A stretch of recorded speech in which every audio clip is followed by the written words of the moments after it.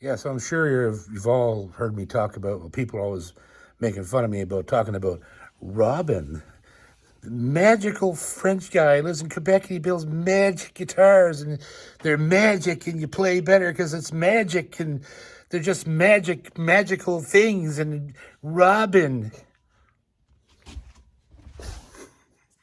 So there he is. So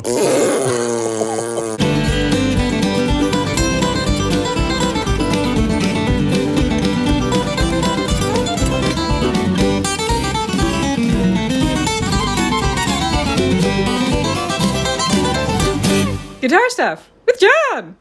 all right, this is going to be fun. Oh, yes. All right. Thanks again, JP, for that So opportunity. there you go. Oh, yeah. Welcome to a very, very special edition of Guitar Stuff with John. We are graced once again, it seems like a yearly thing now, with the one and only, the maestro, Robin Boucher. And Nice to see you again. yes, it's awesome to have you back. Ah, And pleasure is mine.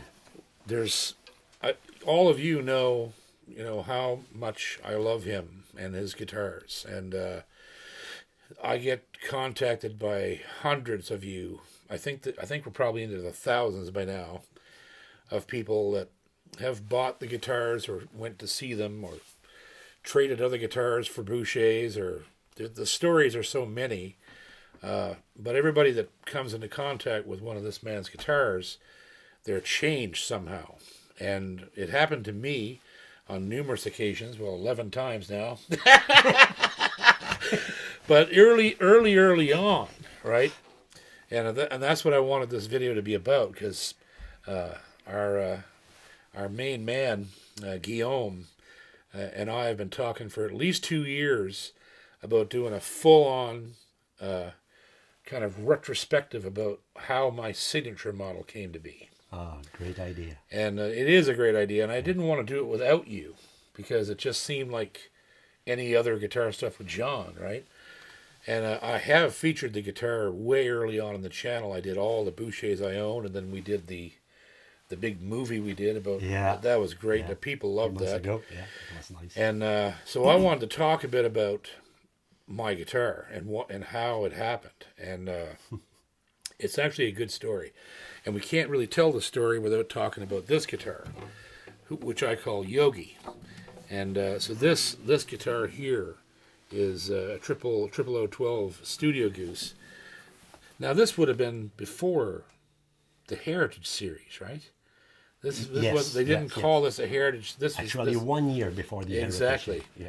And so what was really interesting about this guitar was I had gone over to Quebec to do a bunch of video work for A bunch of video. yeah, it was a lot. Tons of video. Like 20, it was 27 guitars or God. something. We played for 10 or 12 hours in there, and they filmed us the whole time. Yeah. And I loved it. But the thing that blew me away, okay, so we got to step back a little bit from that. So at that time, I owned the Ivory Girl. Yeah. Was the first guitar I bought from you. And then I bought Boo Boo. Boo Boo. So I had only experienced at that point in time the OM body and the Dreadnought. So I had no clue that you made little baby guitars, right? I didn't know. And I didn't know you built jumbos until that day. As well, yeah. Because there was a Jumbo 6 and a 12, I believe, on that crew, wasn't there? Oh, yeah. Oh, yeah. It was, and they blew my mind. And so along through these 27 guitars, we're filming in a recording studio over in Quebec. And it came time to play this little guitar. And once I played this thing, I couldn't put it down. Every time there was a break, remember? Oh, I was just like, I'd go back in the studio and I'd play it, and I'd go back, and we'd have to do some other guitar, but I just kept wanting to go over and play this one again. Yeah. And you and I had never discussed anything about money. I just wanted to go over there and do it, right? Hey.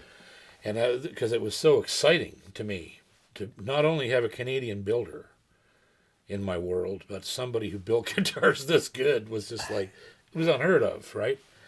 And I was just excited to go over there, and I never forget, you coming out. I was outside having a break, and Billy was in there. Yeah. Bill Elliott. Bill, yeah, yeah. he near flipped out too. Like Exactly. he played everything in there. And all the guys in the studio flip, around your playing. You Yeah. and Bill, of course. Yeah. Yeah, yeah. Yeah. And I was out there having a break, and you walked out and thanked me profusely for the day and everything, and you looked at me and said, for everything that you've done here today. I'd already named her. You looked at me and said, you can. I called her Yogi right away. Right away. I Right away. remember. Yeah. Yeah. You said, you can have Yogi. You take Yogi home. Exactly. And I was the tear. I didn't know what to do. I freaked out. And we had a conversation earlier today, which is very revealing about this guitar. Now, this guitar, as you can see, is a 12 fret instrument, 12 fret to body. So my playing style is not real good on 12 fret to body because I use so much of this up here a lot of the time. And I found myself, when I got this guitar home and it had a K&K in it and it was all ready to go on the road, I couldn't put it down. I was taking it out to do my own shows. And it forced me to change my show because I couldn't play certain things on it. And it didn't bother me in the least. That was what was so weird about it, right? And I said to you earlier, and Guillaume, I said, I bonded with it because I had to struggle through something with it. Yeah. You were ready to make the compromise. Yeah. And it just happened. To do the compromise. I didn't care about the compromise, and it stayed with me ever since. Like this guitar, I think this guitar has been out on the road with me longer than any other Boucher and that's saying something, right? Because Boo Boo has been everywhere, all over the world. The Ivory Girl has been as far away as Italy with me. Things like that. But this one here, when I pick it up, it does something that no other guitar does, right? And even I suppose we should briefly say what it's made out of. It's a very plain and elegant guitar. It's made out of rosewood, bound in maple. It's got an Adirondack top. Yeah. Simple pick guard, simple appointments. There's a slotted headstock, which was I had this added, of course, by Dakota McNamara. Built the arc for me, which made a big difference in this body size. And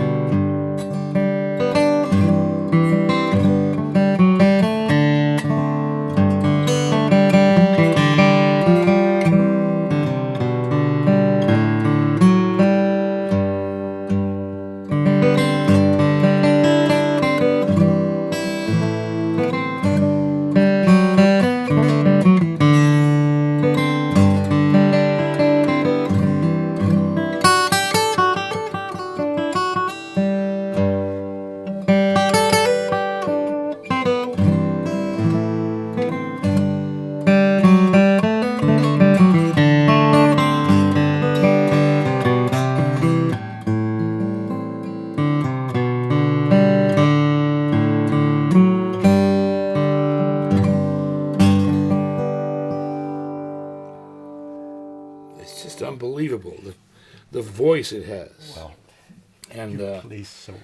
oh, it's amazing. It's just and so that's where this started. That's where the whole journey started. We were early on in our friendship and early on with the guitars, and this instrument sort of changed my life as a player. It made me rethink what I needed as a guitar player almost, because we were talking about that outside. It was like, okay, a lot of guitar players wouldn't do what I did because they got the mindset that I can't do my gig with this kind of guitar, so it stays home. That didn't happen with this one. It's because you built it. It's a Boucher. Can't turn your back on it somehow, right? And so it was a couple of years after that. Yeah. a couple of years after that. Yeah. I had bought my jumbo. I had Yes, build my your jumbo. The jumbo. Enola Gay, Yeah. I think, was in there. And the OM Cocobolo. The Tarzan, Tarzan, which is yeah. just behind us here, Yeah. along with a lot of other Bouchers we're looking at this week. And we went to the IBMAs. IBMAs? And then we went to Merlefest. Merlefest, yeah. And Merlefest was an experience. Oh, yeah.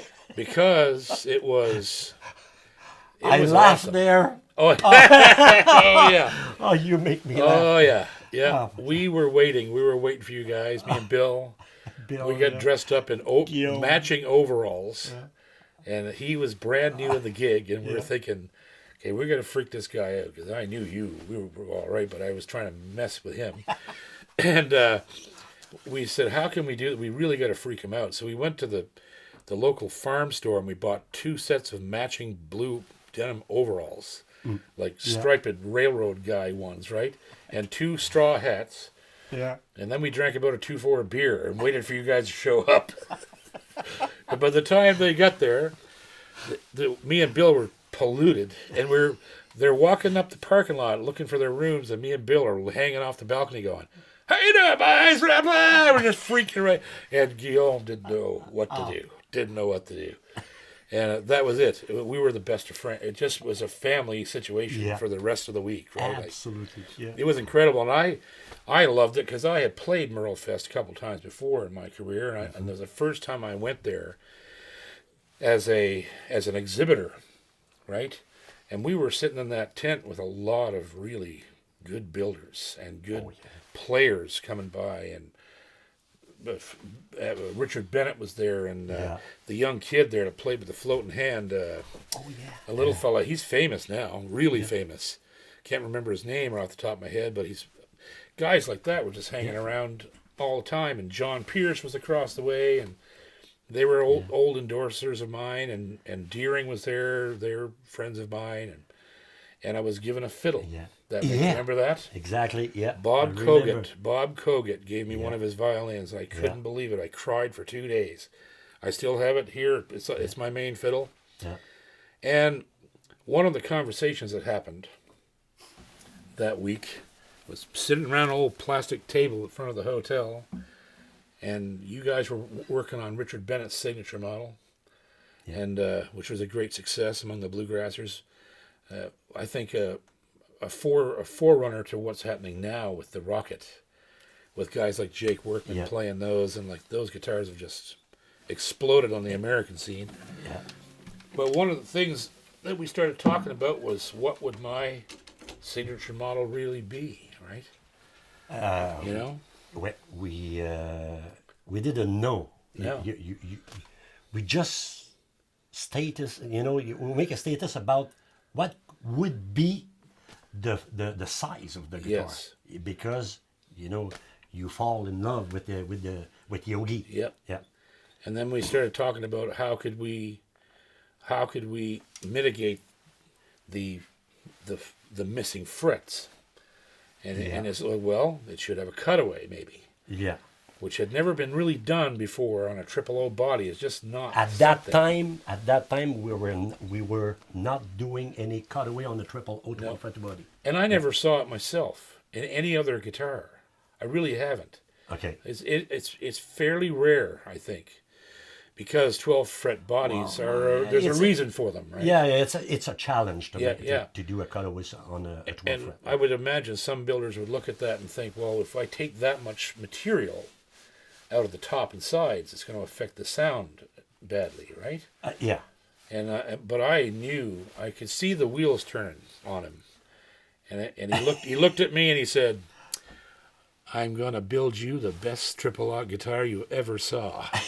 and I didn't know what to think, and it took a while. It was a year and a half before I had any idea that was going on, right? JP, it became a goal for me. Yep. I knew it was a challenge. Yep. But and then came the day. well, I was on my way from Ontario, and you had a gig. over in Quebec, and and you said, I have your guitar. Well, yeah, but a lot of things happened before. Oh yeah, oh yeah. And we should discuss about Well, it. yeah. Yeah. Okay, go ahead. Well, you remember the first time we discussed about a possibility of having a cutaway on the guitar? Yes. You came with the Baldwin cutaway on the, I don't remember. On Jerry Reed's guitar. Jimmy Reed guitar. Jerry, yeah. And, Jerry Reed, yeah. And you showed me that. And Which I said, he had done himself. Yeah, he did himself. He cut it out himself with a hacksaw, right? Yeah. And you know what? I said in my mind, well, perhaps with that kind of cutaway, perhaps I must ask JP to do his own cutaway. But I don't want to do it. Yeah. Here's your guitar, and you hand me a hacksaw, right? Well, for me, it was not a good idea, as a guitar builder. Yeah. But and times goes on, Yep. and you did some clinics in Ontario. Yep. And Guillaume was with you. Yes. And yes. Jake. Yep. You remember? When Jake first started picking with me, yeah. Yeah. And you discuss about, the discussion about your own signature model. Yeah. You started again, with Guillaume. And I remember Guillaume calling me and says, "Hey, Robin, why don't we build a cutaway guitar on a Yogi type guitar?" Yeah. I said, "Well, it's a challenge." He said, "Yeah, I know, but it's a real challenge, but it's a good idea, isn't it?" I said, "Man, you're spot on." Yeah. Because you told us that we took that decision because you told us that you were not able to play some songs of your repertoire. Yeah. So I think it was a good idea. Well, I remember, now that you're saying this, I remember having a lot of conversations with Guillaume about this. Yeah. And things went back and forth and back and forth and back and forth, and as we often do, he and I, and sometimes come right head to head. And then by the end of it, it's like, no, you're right. This is the best idea. Exactly. And we always come up with the best idea. And he is super nice for doing nice appointments. Yes. He came with the koa binding and the abalone rosette. Yep. This thing here. Yeah. And I had to have my B. Yeah. Of course, and we decided not to put my name anywhere on it except on the label. It was a real teamwork. Yeah? It was, yeah. And he's still doing it. And there'll be more videos in the coming and weeks. Julian, Julian. Oh yeah. He put all his knowledge, all to how to make a cutaway guitar having the same air volume, to get the Yogi sound. So there you go. So this is the guitar we're talking about, of course. Yeah. Again, I put an arc on this one as well. Uh-huh. This guitar, when I picked this thing up from you, it's a moment I'll never forget. We talked about it in the movie we did last fall, or last year, and I remember going into the room. You were upstairs in the band room above the gig you were playing, he works in a Beatles band, and it was unbelievable. I sat through the sound checks and stuff, and it was just like unreal. And so I didn't know what to expect. I had this thing in my mind's eye from what Guillaume and I had talked about, and you and I had talked about, and I couldn't picture it. Even though I knew what Yogi looked like, I thought, what is this thing really going to look like? Yeah, exactly, yeah. And then I pulled it out. And I opened the case and just looked at it, and there was a tear falling on the top of the guitar. And I picked it up and played it, and I looked at you, and you were crying, and you went. We were both crying. You were going. Yeah. He said, "This is the best guitar I've ever made." Yeah. And it is. At and that time, the guitar I don't know about that. There's a few that you're doing now that I would have to put in the lineup, but. This guitar has all the things that Yogi has with the facility of a 14 fret guitar because of the cutaway. Freshly strung.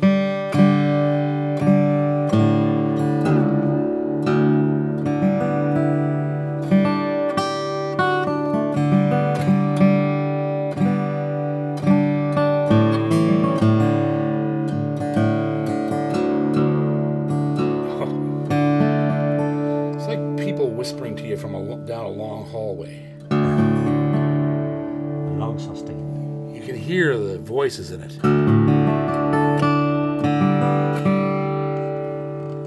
Freshly strung.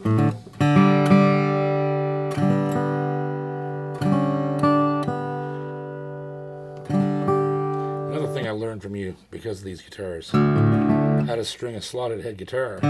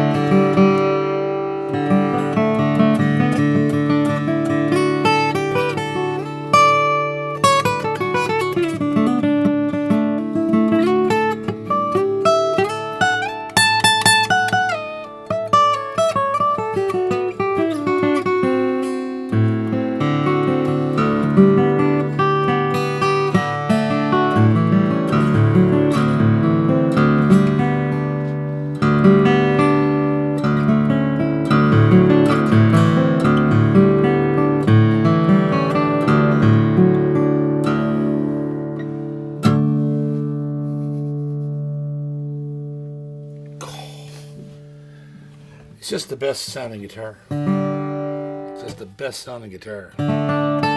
It's like it's I don't even know how to describe it. Every time I play it, I get overwhelmed by it. It makes me want to start practicing again. Huh. You know what I mean? It's just that kind of guitar. And I know I'm not nuts because I hear this from people all the time. I hear this from people on the channel all the time telling me, I just bought a Boucher and I can't believe how much I'm playing now. You know what I mean? Okay. It's a thing. Well, they come. It's like you said. That's good to your, hear. Your inspiration included is real. It really happens. It's just amazing. It's just amazing. So now I'm going to ask you, putting you on the hot seat. Okay. So I'm going to ask you some questions, and some of these things will sound like I'm fairly ignorant about guitar construction, which I am. I know a lot about it, but you're Robin Boucher, so I'm going to ask you questions. So, okay. So the first thing, I just little things like, what is the veneer on this? Is this rosewood or ebony? Ebony. It's ebony. Okay. Yeah. And I know she's bound in koa. And Yeah. And what kind of rosewood is it? East Indian It's rosewood. East Indian. Yeah. And mahogany neck. Yeah. From Honduran. The Honduran mahogany, yes, we're well aware of that from our friends at Yeri. We were playing those the other day. I love that. And it's torrefied top. A torrefied top, exactly. And it's Addy top. Adirondack. Yeah. And this is a system that you came up with a lot of help from some university professors, and it's amazing that you can do this, and you're if not the first, one of the first to ever torrefy Adirondack. Exactly. Yeah. Yeah. So that's amazing in itself. It was an industry first. Yep. When we came up with those tops at NAM 2011, so 2011. Yep. And we have bow and bone. Yeah. Nut and saddle. Yeah. We have ebony pins. Yeah. and ebony bridge. And another thing I picked out this morning because I was stringing it, so you know your guitar, and I know all my guitars. And I noticed today something that was really interesting that I never noticed before, is that the difference between the bridge pin setup on this and Yogi. So Yogi has recessed pins, which are really cool. They sit down, there's a groove around the hole where the pin head goes right in there. It's beautiful. Yeah. And then you did this as more traditional without the extra divot around, right? So I like that. Exactly. Yeah, it causes a better string break, I think. Yeah. Right? Yogi's has Tusk Yes. bridge pin. Okay. This is ebony Right. bridge pin. Yeah. And of course your herringbone trim, one ring of abalone. I love abalone. They're beautiful guitars. They're just they make a guitar stand out a lot better. Sorry, I made a mistake. There's Tusk as well. Are they Tusk as well? Yep. Yep. They're great pins. I know that. Yep. And how did we decide on this? Because this is to me, this is what makes this guitar visually. You can tell it's mine instantly because of that pickguard. I know you guys knew I loved that kind of pickguard. Yeah, it was you, wasn't it? Guillaume again. Because we talked about that. Yeah. I love tortoiseshell, but I also didn't want the typical teardrop, whatever. Yeah. I wanted it, you altered an actual pickguard design that you used. We designed it. Yeah. Yeah. To put on this guitar. Especially for you. Yeah. Yeah. And now you can buy these, and this is not attached. You can put it on if you want, right? Exactly. Yeah. Yeah. Yeah. You can put two different pit guards. Right. The traditional teardrop. Yep. Or the JP's. Yep. And design model. And I've seen these in shops with no pickguard, and the guy says the pickguard's in the case. If you want it on, you can put it on. It's easy to install, which it would be because of that. That's what another genius thing about that. If you get that flush, it's perfect everywhere else. That's a brilliant thing, right? So self-installation is just like Very that. helpful. Yeah. Yeah. It isn't like a normal pickguard where you have no way to. Yeah. That tells you where it goes. You put that flush, boom, it's on. That's amazing, right? We still recommend professionals. Yeah. But, people feel good when they can do things. Something on their own. by themselves, yeah. And I agree. ebony fingerboard. Yeah. And we got, we're Waverleys.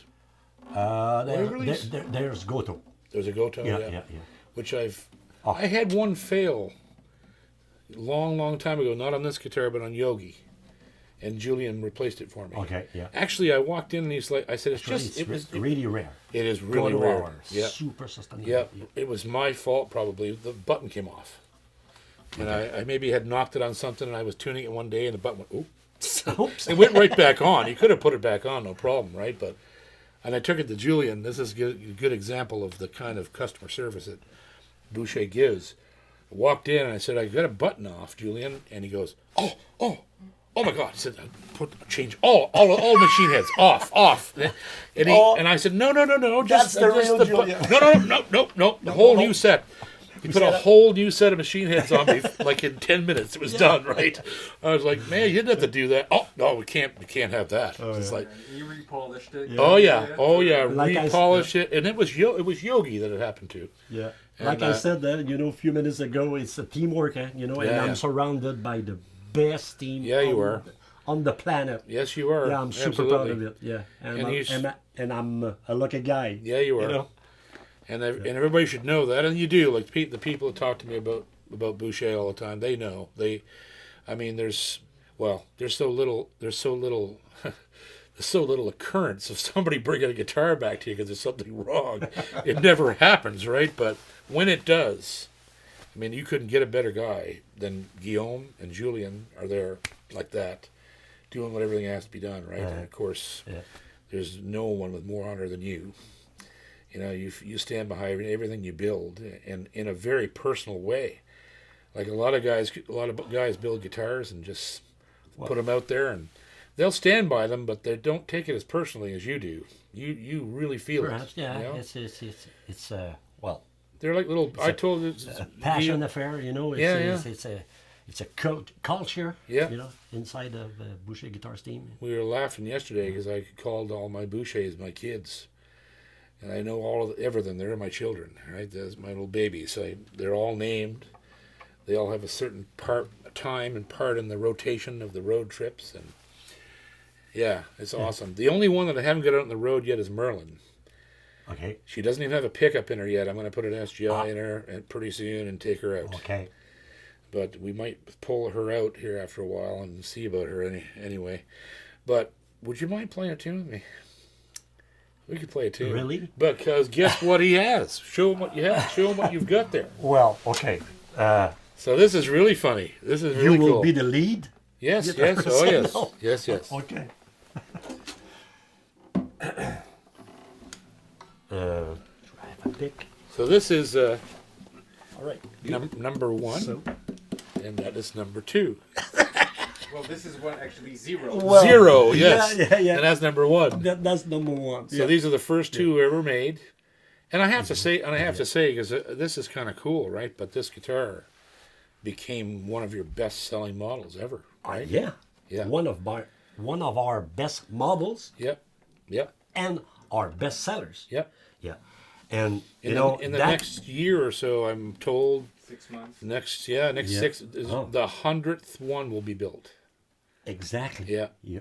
You're right. And we'll be doing something very special Oh, with that, yeah. won't we? Yeah. Yeah.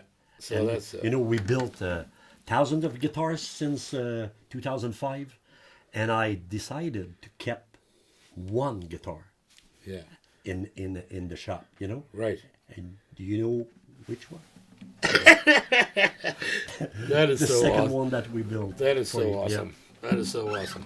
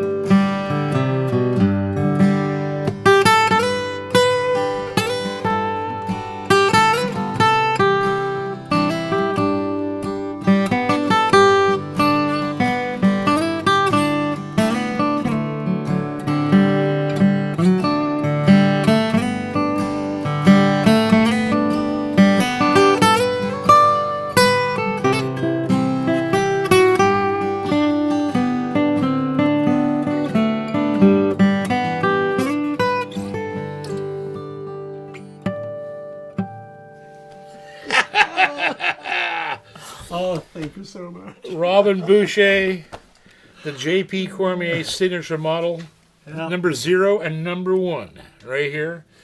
Special thanks to Robin. Thank Hey. you. Thank you. Thank you. It's just so awesome to have you in the studio, man. It's so cool. And special thanks to Guillaume, who's behind the Yeah. scenes on this one.